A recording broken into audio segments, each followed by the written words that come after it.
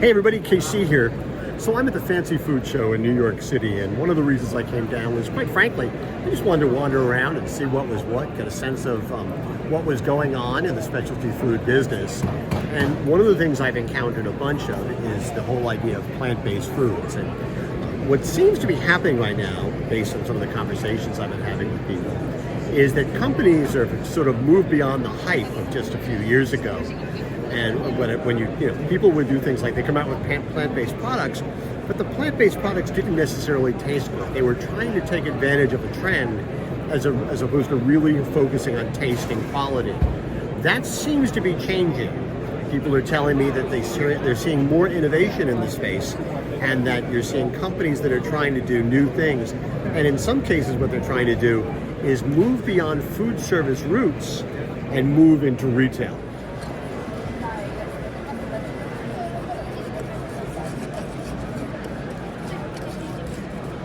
So the company behind me, Martino Rossi, what they've done is they have developed a product, and it's basically plant-based bases that are used for things like a bolognese sauce. And what they're doing is they're being very careful about things like allergens and no GMOs, and really being careful, no soy. But the real focus is on controlling the supply chain and on taste, and that's incredibly important. And I think, one of the things you can count on is if the Italians are going to develop a bolognese sauce, they're going to put a real focus on taste, and that's really important. To make sure that whatever they're doing, it's going to taste good. Because at the end of the day, you can say it's plant-based, but it's not really going to matter if nobody's going to want to eat it.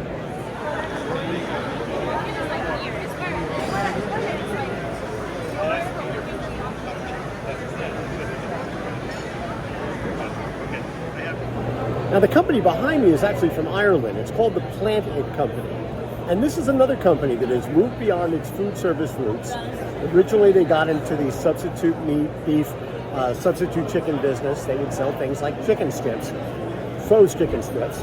But now, they've realized that what they have to do in order to really expand their market, both in the UK, Europe, and in the US, is they've gotten into the meals business. So they're coming up with these ethnic meals. Basically, the idea is to really, really focus on taste, make it affordable, maybe $8 or $9 or so per meal, but really create something that's going to have a strong taste profile that's going to appeal to people who are interested in spicy ethnic foods, but also want to not have meat or chicken in their diets. It's a really good idea. It tastes great.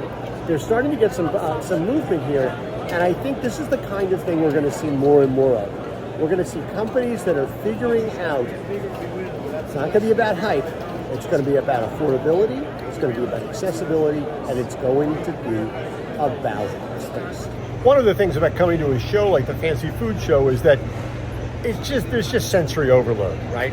No matter what corner you turn, there's always going to be something that looks good, that smells good, that tastes good. You can't help but want to eat your way through this place. In fact, you really have to pace yourself. And to me, the lesson that the Fancy Food Show really teaches us is how important food is if you're a food retailer. And that's not as crazy as it sounds. My question to you, if you're a food retailer, is are you finding every moment in your store to celebrate food? Are you making sure that the products you're selling, they're there for people to smell, to taste, to experience? Are you making them hungry when they come in the store? That's the real magic of a show like this. And listen, not having it during the pandemic should teach us how important the experience is.